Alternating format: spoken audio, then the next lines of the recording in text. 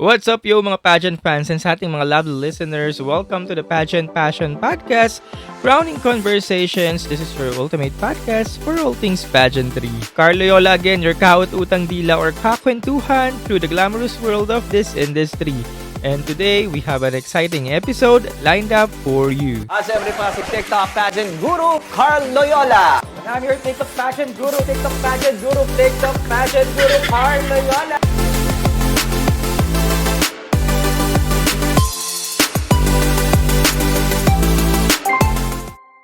Alright, so before we start our episode, shoutout muna natin si The Pageant Buff kasi nahumaling siya dun sa isang nating content about Cumbia Era. So sabi niya, very good topic nga daw yung Cumbia Era natin, ang saya daw mag-reminisce. He became a pageant fan in 2004 and year after year, ito talaga isa sa mga stresses ng mga Pinoy pageant fans, yung Cumbia Era nga daw. So yun nga, the Cumbia gowns, how ill-fitting and outdated the design. 2015 pala yung huling batch na nagsuot ng kumbya. Ngayon nga daw nalaman, just goes to show how groundbreaking Pia Wurtzbach was. So yeah, maraming salamat sa comment pa, The Pageant Buff.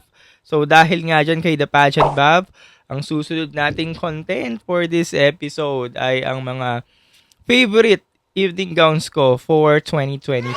So ito yung mga evening gowns na nakita natin sa Miss Universe Philippines, sa Miss World Philippines, Binibining Pilipinas, at sa Miss Grand International Philippines.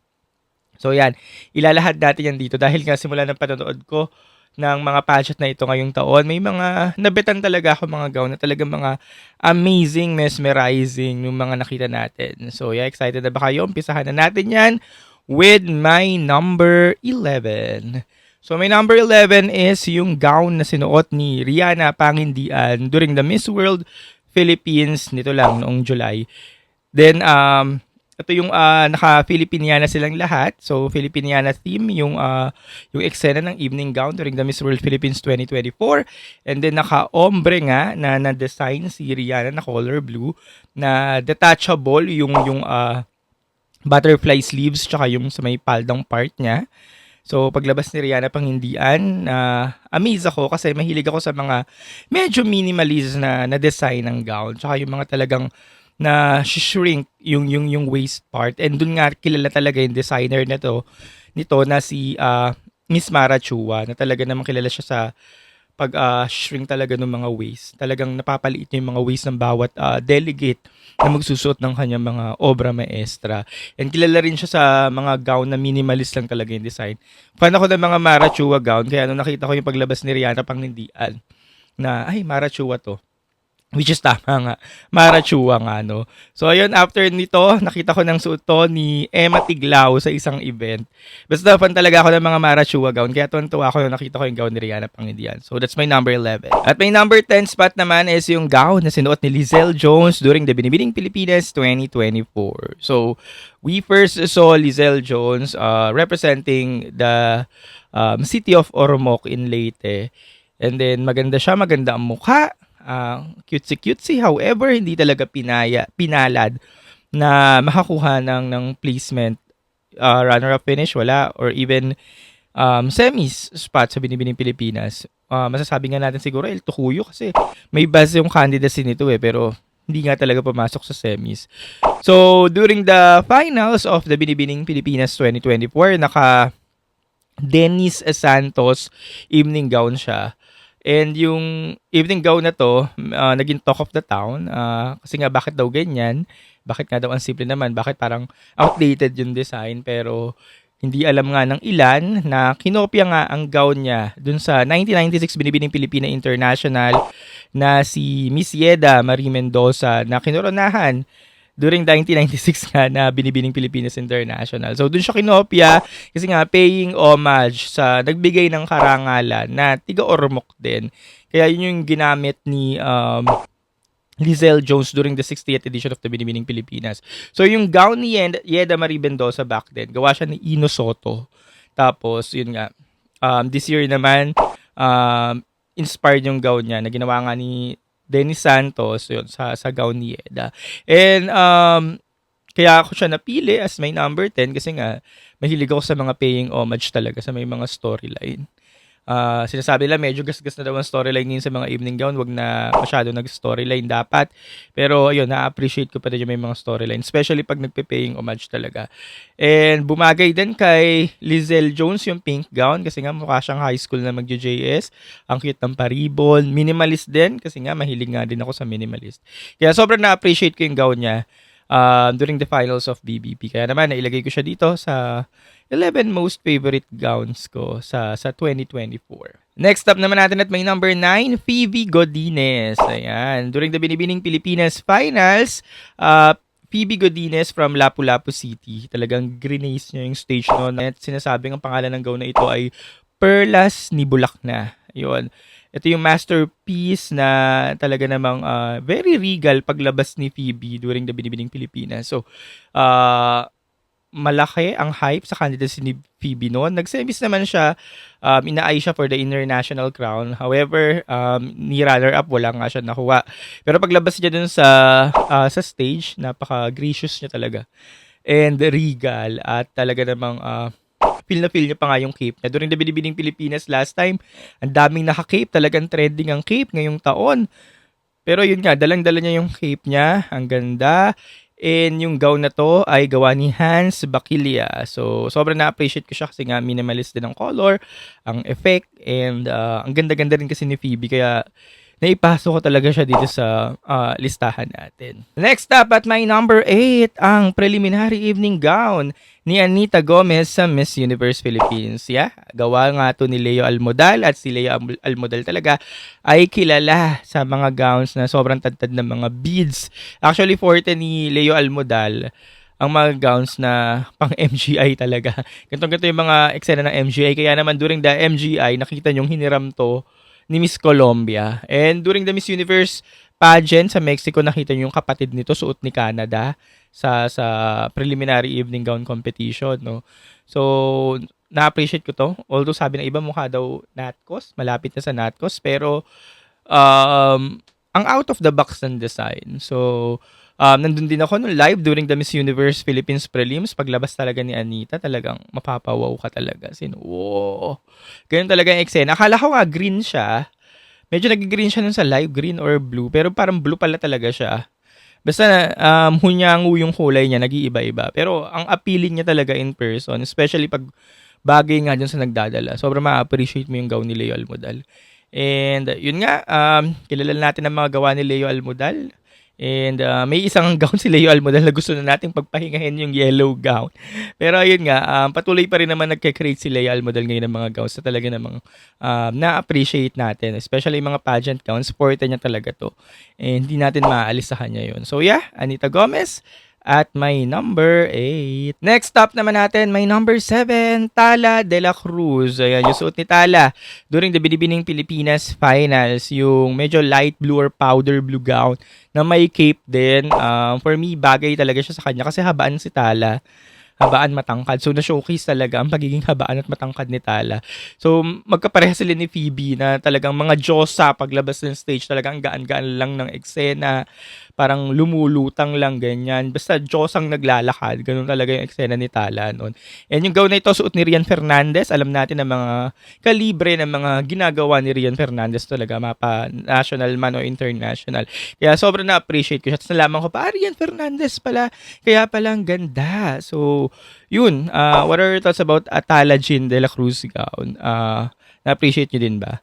And then, this gown nga helped her para manalo ng first runner-up sa competition. So, wanna know your thoughts? Comment below. Moving on with my number 6, Stacey Gabriel. Evening gown na sinuot sa Miss Universe Philippines Finals. Maraming hindi nakaka-appreciate dito. Pero for me, na-appreciate ko si Stacey.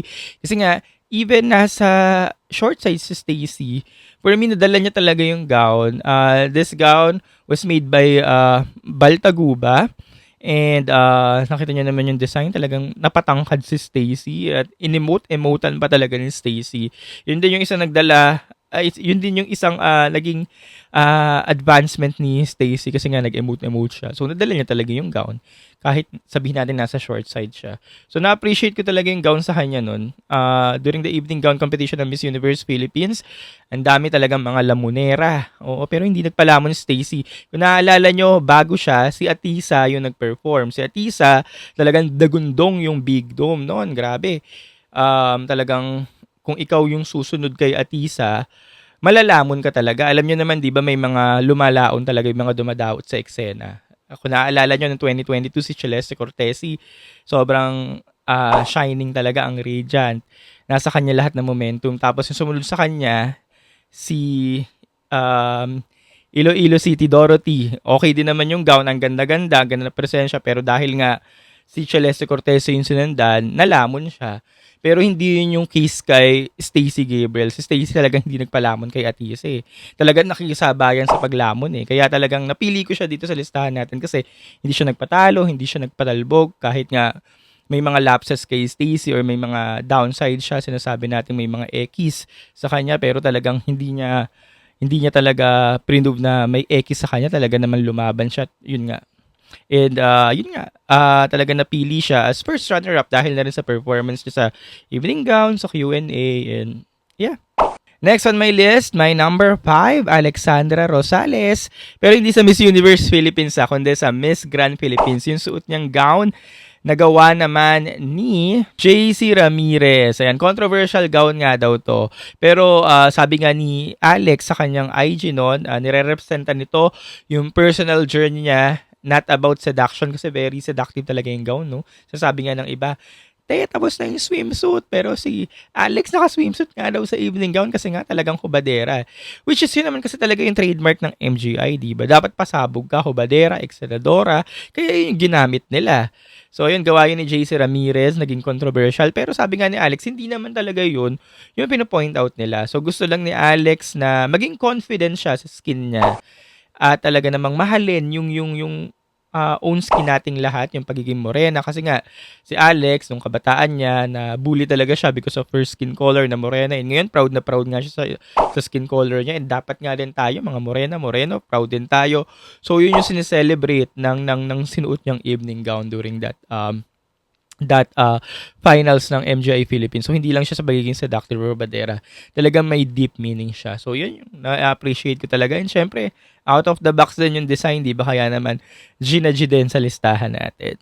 Next naman, sa listahan, number 4, Trisha Martinez ng Laguna. Yung ginamit niya ng Binibining Pilipinas Finals. So, yung mga taga Laguna, mahilig silang gumamit. It's either Louie Pangilinan, Chico Estiva, or Larry Espinosa. Yan, dyan lang naman umiikot ang mga ginagamit pag yung mga Laguna Beauty Queens. Pero yun nga, yung finals na ginamit ni Trisha Martinez, ayun din, may pa-cape, mukha rin siyang Diyosa, ang ganda ng mukha, fairy-fairyhan, lumulutang, pare-pareha sila ni Tala, ni Phoebe, ni Lizelle na mga lumulutang sa stage no. Naka-color light pink siya or pink basta yon. Tapos talaga namang cape. Gawa to ni Louie Pangilinan ha. And ang ganda-ganda niya noon sa pag-aakala nga natin kaya niya matisod yung international crown na sa pangalawang pagkakataon during that year, pero kinulang, pero ang ganda-ganda niya during that evening gown segment. And then yung ginamit niya pa nung prelims, ang ganda-ganda din doon, red gown. After noon, na solidified ni Trisha Martinez yung frontrunner or isa sa mga frontrunner status after nung preliminary evening gown na yun. Yung pula na may shawl din, na gawa naman ni Jeboy Ramos. So yan, ganda-ganda niya doon, talagang kitang-kita yung mukha talagang panlaban nun ni Trisha, pero yun nga, hindi pa rin naibigay sa kanya yung MI crown sa pangalawang pagkakataon. Pero again, kudos pa rin sa mga Lagunense pageant or fashion designers natin at kay Trisha dahil talaga namang umakyat pa rin naman si Trisha sa listahan. And yun nga, kaya naman naging paborito ko yung gowns or yung mga gowns nga ng sinuot ni Trisha during that finale or that stint. Okay, nasa number 3 na tayo, Christy McGarry, na ang suit naman ay gown ni Mark Baumgartner. Kasi talaga namang ang ganda ni Christy. Prelims, finals, Mark Baumgartner na siya. Ang ganda-ganda niya talaga. Mga minimalist lang ang design ni Mark Baumgartner. Sobrang fan ako ng mga design ni Mark Baumgartner since 2016 simula na nakita ko yung mga suot nila Joanna Eden na mga plain lang kasi sobrang mahilig ako sa mga plain colors lang or kahit nga yung mga sinusuot ko mga plain t-shirt lang, plain white, plain blue. Kasi yun yung mga nakita ko yung Mark Baumgartner since 2016 kaya naging fan na ako ng mga Mark Baumgartner gown. Kaya yun, yung nakita ko yung kay Chrissy talagang amazing kasi nga minimalist lang yung design. Tapos bagay na bagay talaga kay Chrissy. Ang haba-haba, habaan, ang tangkad.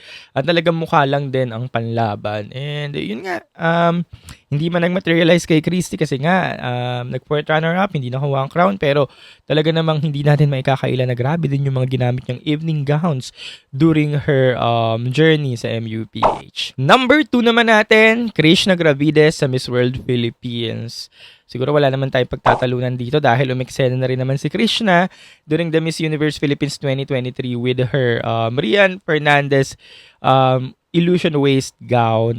Talaga namang hindi na nagtalo-talo dito. Talaga namang ito na yung gusto natin na gown na lahat tayo nagsang-ayon na ito yung pinakamagandang gown na nakita natin noong 2023 or isa sa mga pinakamagandang gowns na nakita natin last year. And now, ang Krishna hindi pa rin nagpatalo dahil yun nga nag-Rian Fernandez pa din. Although medyo ill-fitting din siguro yung gown kasi parang hindi siya nakuha yung kurba. Nakatulad doon nakuha ang kurba nung Miss Universe Philippines stint niya. Pero guys kasi nga dinepende din sa lalaban ng pageant or nilaban ng pageant ni Krishna kasi nga si Krishna nasa Miss World kaya hindi ganun ka-sexy or ka-seductive yung gown na ginawa ni Sir Rian para sa kanya nun. Kaya kung nakita nyo, iba yung pagka siksik ng gown ng MUPH kaya yung pagkasiksik ng gown ngayong Miss World Philippines. Ayan, nalalagutan na ako ng hininga. So, ayun nga. Iba yung pagka-siksik ng Miss World Philippines tent niya. No? So, ayun, na-appreciate ko yung mga gown ni Rian Fernandez. Especially, para naging trademark niya yung mga paalampay dito sa sleeves. And Filipiniana din kasi yung theme nung Miss World Philippines nun. So, kaya ganun na eksena ng gown ni Krishna. And very Miss World, bumagay sa corona nung finals. Kaya naman, sobrang appreciative. Sobrang na-appreciate ko siya. So, yeah. And at my number 1, wala na tayong sigurong pagtatalunan. Kaya nga siya yung kinoronahang Miss Universe Philippines ngayong taon. Kasi nga sobrang magical talaga ng pagkapanalo niya. Dahil din sa kanyang evening gown part or evening gown stint. So, I'm talking about Chelsea Manalo, the Miss Universe Asia. At lahat naman kayo agree. Nasa MOA ako noon at alam niyo yan sa lahat ng mga nasa MOA. Kokonte o halos wala ngang fans si Chelsea noon pero pag lumalabas si Chelsea, lahat ng mga fans ng mga frontrunner nila Atisa, nila Stacy, nila McGarry at kung sino-sino pa lahat talaga nagko-combine kaya ang lakas ng sigaw kay Chelsea. Especially nung lumabas siya sa evening gown. Talagang paglabas niya sa evening gown dun pa lang sa LED sa likod, talagang natabunan na niya or nalamon na niya yung mga nauna sa kanya. Grabe talaga, ang laki-laki ni Chelsea noon, puting-puti, ang laki-laki niya, tapos kitang-kita yung gown niya kasi nga gawa rin ng skin complexion niya. At talaga naman nilampaso niya lahat ng mga nauna sa kanya. Ayun, from there, hindi na siya nabitawan ng mga judges, talagang inangat na siya sa listahan. Kaya yun, hanggang sa Q&A na solido niya, na ace niya, kaya siya na inanalo. Yun, malaking portion talaga ng evening gown, no? So, yun yung isa sa mga dahilan kung bakit makakakorona ka kasi solid yung evening gown performance mo. So, yun nga yung nangyari kay Chelsea. And, yeah, kaya naman siya yung nasa number 1 natin. Kilala natin si Chelsea kasi grabe rin yung performance niya during the preliminary evening gown. Diba? Yung naka-yellow, orange siya na gown. And, yun, talagang nagtugma-tugma lahat kay Chelsea during that finals and preliminaries. That's why siyang number 1 natin at siya rin ang Miss Universe Philippines. So kayo ba mga pageant fans, kung kayo ang tatanungin ko, ano ba yung mga favorite evening gowns na nakita nyo sa buong 2024? Yan, i-comment nyo na yan dyan from 1 to 10 para naman sa mga susunod nating episode, i-shoutout natin yan. Kasi for sure, subjective ang beauty. Lahat tayo may iba-ibang mga perception pagdating sa kung anong maganda or anong hindi magandang evening gown. So, I wanna know your thoughts. Pag-usapan natin yan dyan sa comment section. Okay? So, before we wrap up, we will answer again some of your burning questions in our Q&A segment. So, if you have questions, sabi ko nga kanina, na gusto nyong sagutin ko, comment nyo dyan sa baba para sa susunod na episode. sasagutin natin yan for you. And be sure to send them dyan sa comment section para hindi ko nga makalimutan. Yan. So, again, sa lahat ng mga viewers natin, kung nagustuhan nyo itong episode na ito, please palambing naman, mag-subscribe na kayo. I-like nyo na itong video para makagawa pa tayo ng mga episode sa mga susunod. So, again, thank you so much for tuning in today's episode of the Pageant Passion Podcast Crowning Conversation. So, if you enjoy again this episode, please hit subscribe and like at i-follow nyo na rin ako sa lahat ng mga social media pages para updated kayo sa mga ganaps and future happenings. Again, this has been Carl Loyola. Until next time, stay fabulous mga pageant fanays. Keep shining. Paalam. Siyempre pa si TikTok Pageant Guru, Carl Loyola. And I'm your TikTok Pageant Guru, TikTok Pageant Guru, TikTok Pageant Guru, Carl Loyola.